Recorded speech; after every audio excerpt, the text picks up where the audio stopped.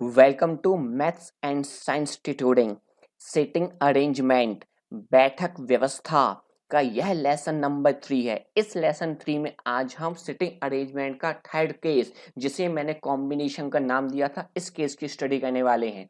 इससे पहले लेसन में हमने देखा था, पहला केस होता है फेस इनसाइड द सेंटर, केंद्र की ओर मुख होना, जबकि हमने सेकेंड केस स्टडी किया था फेस आउटसाइड द सेंटर, केंद्र से बाहर की ओर मुख होना। इस तीसरे लेसन में आज हम कॉम्बिनेशन स्टडी करेंगे। इट मींस दोनों केस को हम एक साथ मिलाकर सॉल्व करेंगे।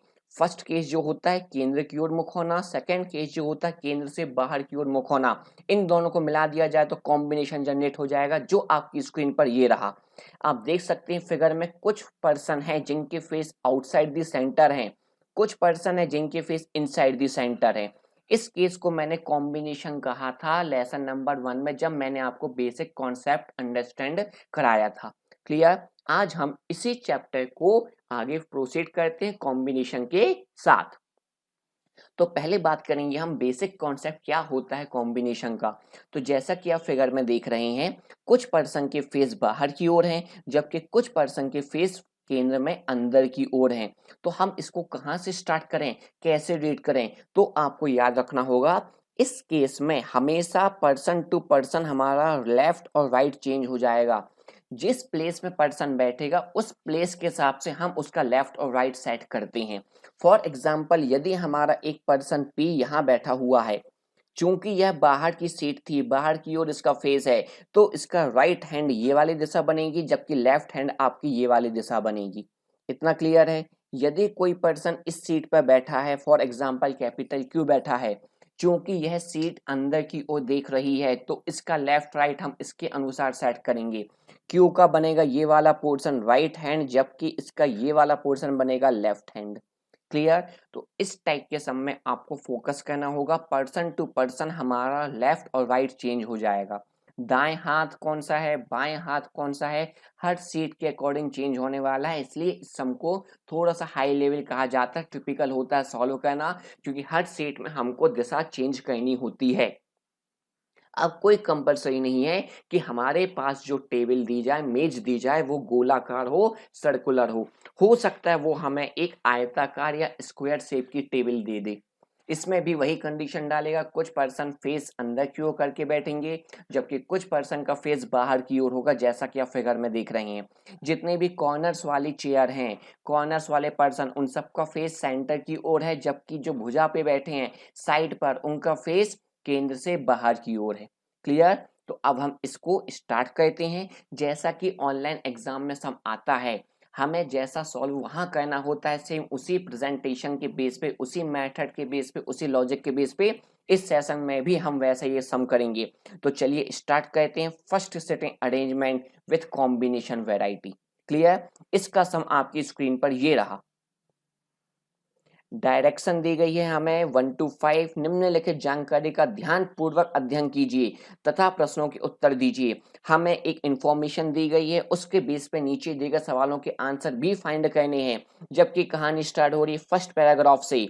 8 व्यक्ति JKLMNOP&Q एक आयताकार मेज के चारों ओर इस प्रकार बैठे हैं। ये सवाल किस टेबल का आ गया? हमें आयताकार रेक्टेंगुलर टेबल बनानी पड़ेगी, जबकि 8 सीट लगेंगी, क्योंकि यहाँ पे 8 पर्सन हैं। आगे रीड करिए।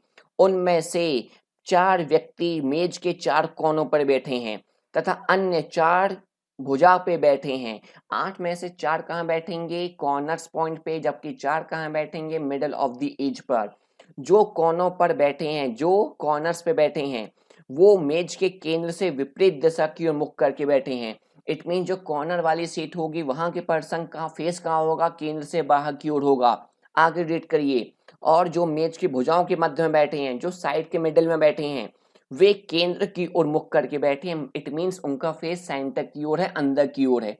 इतना क्लियर हो गया? तुरंत एक फिगर हमने देखा जहां पे आयताकार टेबल है, उसमें जो 8 चेयर हैं वो किस टाइप की हैं? जो 4 भुजा वाली हैं उनके फेस सेंटर की ओर हैं, जबकि 4 जो कॉर्नर्स पॉइंट वाली हैं उनके फेस बाहर की ओर हैं। आप देख रहे हैं फिगर में। इस फिगर को हमें अब अरेंज करना है। सेकेंड पैराग्राफ को स्टडी करते हुए किस पर्सन को किस प्लेस पे बैठाना है, ये हमें सेकेंड पैराग्राफ से स्टडी होगी।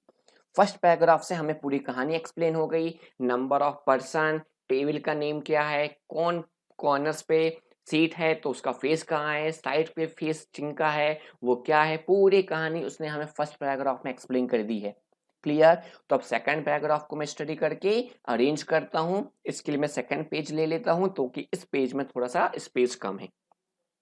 क्लियर? तो हम सेकंड पेज से सेकंड पैराग्राफ को स्टार्ट करेंगे रीड करना, साथ ही साथ में अरेंजमेंट भी करता जाऊंगा। तो सेकंड पेज में सेकंड पैराग्राफ कुछ ये रहा।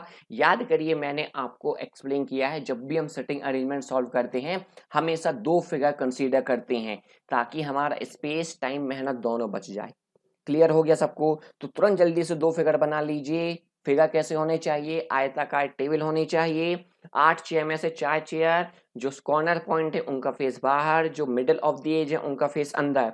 एक और डायग्राम बना लीजिए, तुरंत बना लिया हमने दो फिगर। क्यों दो फिगर बनाए हैं? क्योंकि यदि इधर की कंडीशन जनरेट हुई तो दोनों फिगर में हम दो अलग अलग कंडीशन लेके सॉल्व करेंगे। चलिए फर्स्ट लाइन स्टडी करिए क्या दी गई है। कैपिटल जे पी के दाएं ओर से तीसरे स्थान पर बैठा है, कॉमा जे मेज के कोने पर है। ये देखिए हमें यहाँ से जे की पोजीशन डिफाइन हो गई, जे मेज के कोने पर है। कोने में तो 4 सीट हैं, किसी भी एक पॉइंट से हम स्टार्ट कर सकते हैं। तो स्टार्ट करते हैं, जे को बनाते हैं कॉर्नर पॉइंट पे। तो हमने जे को डिफाइन कर दिया इस पॉइंट पे, जे बैठ गया हमारा इस पॉइंट पे, कॉर्नर पॉइंट जिनका फेस बाहर की ओर है। आगे रीड करिए, इससे पहले हमने क्या लाइन स्किप की थी, पढ़िए। जे पी के दाएं ओर से तीसरे स्थान पर है। जे कहाँ होना चाहिए था? पी के दाएं ओर से तीसरे प्लेस पर। पी को ऐसा सेट करिए कि उसका दायां तीसरा कौन हो जाए? जे हो जाए। इट मीन्स पी के लिए तो यही एक पोजीशन है, क्योंकि यहाँ बैठेगा तभी पी का दायां तीसरा कौन बनेगा? जे बनेगा। तो हमने पी को इस सीट पे अरेंज कर दिया। क्लियर है? इतना इतना सभी को क्लियर है? हमको सेट करना पड़ेगा कि पी के दाएं तीसरा जे होना चाहिए। आगे, जे और एन के मध्य दो व्यक्ति बैठे हैं। जे और एन के मध्य में कितने पर्सन होने चाहिए? 2 पर्सन। यदि हम इस दिशा में गए तो जे के 2 पर्सन के बाद पी बैठा है, मतलब जे इस दिशा में नहीं जाएगा। जे के इस दिशा में जाने पर 2 पर्सन को ड्रॉप करिए और एन को अरेंज कर दीजिए। ये देखिए, जे से हम इस दिशा में गए और 2 सीट छोड़ के हमने एन को क्या कर दिया? अरेंज कर दिया। इतना क्लियर है? हम इसी दिशा में क्यों गए हैं? क्योंकि इससे पहले वाली जो दिशा थी उस दिशा में यदि हम 2 छोड़ के अरेंज करना चाहते तो वहां पे पहले से पी अरेंज हो चुका है। इट मीन्स उस दिशा में हमें नहीं जाना था। आगे रीड करिए। कैपिटल क्यू एल के दाएं ओर से दूसरे स्थान पर बैठा है।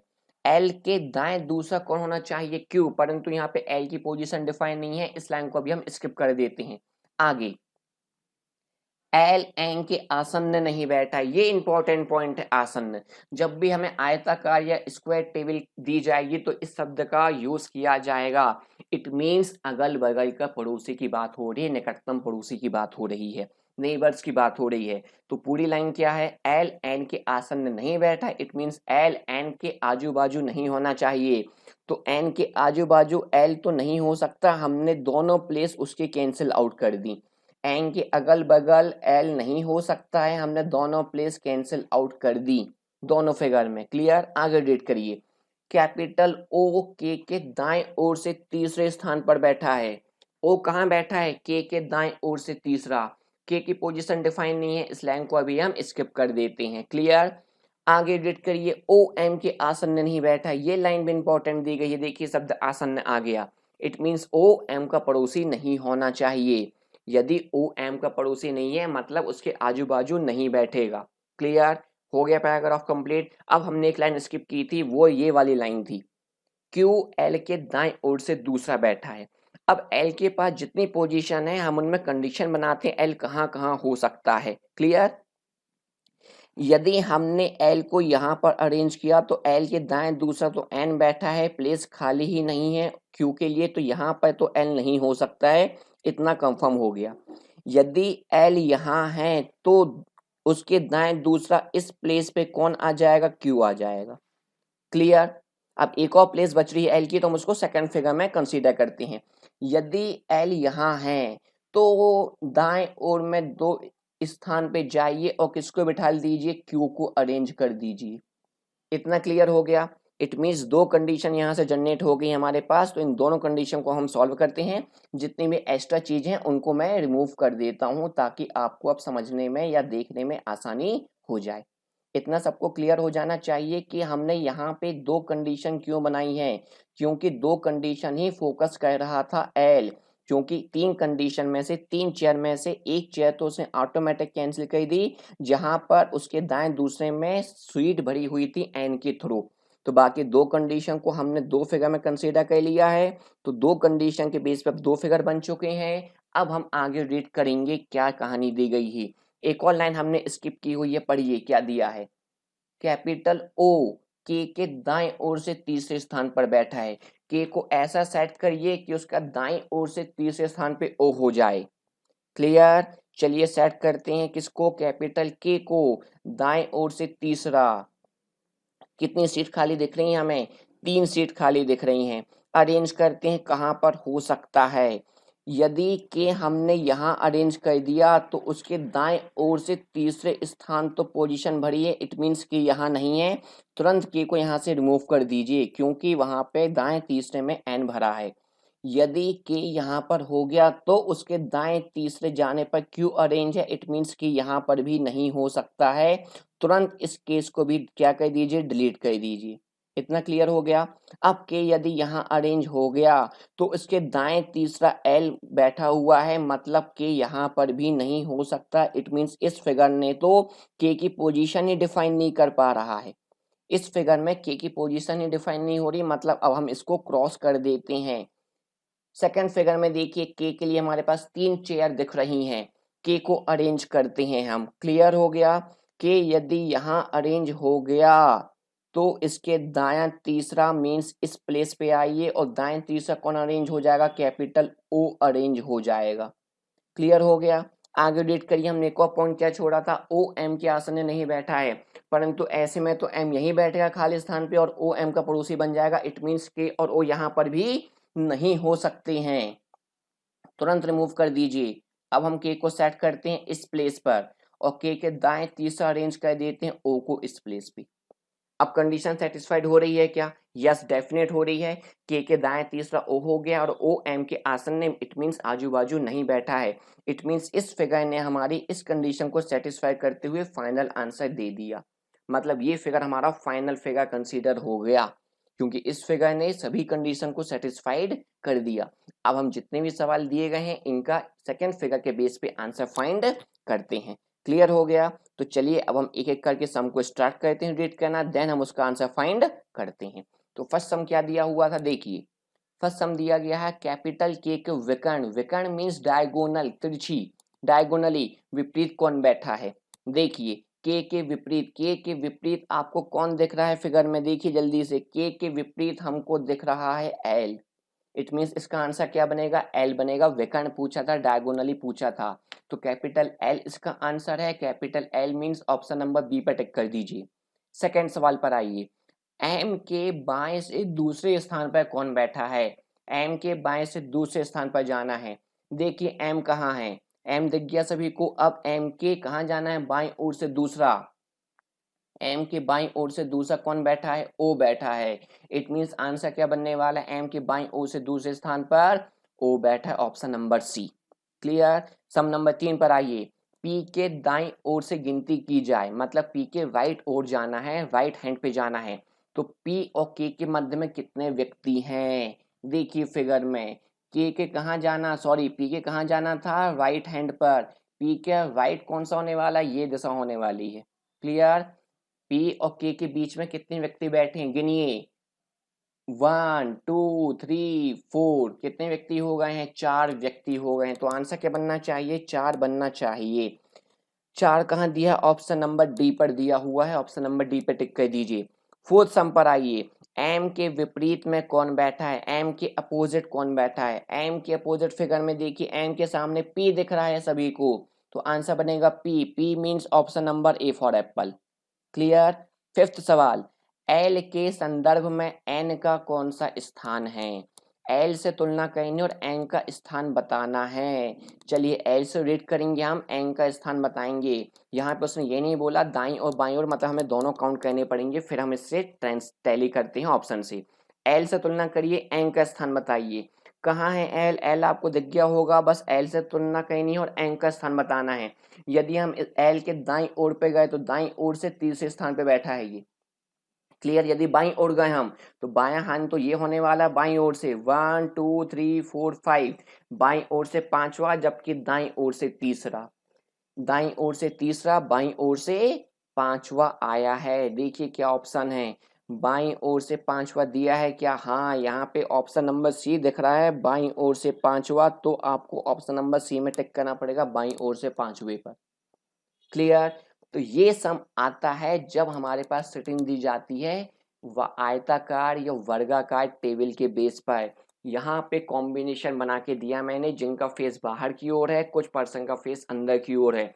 आप इस सम की प्रैक्टिस करिएगा, डेफिनेट है आपको भी बहुत जल्दी ये फिगर बनाते आने लगेंगे। क्लियर?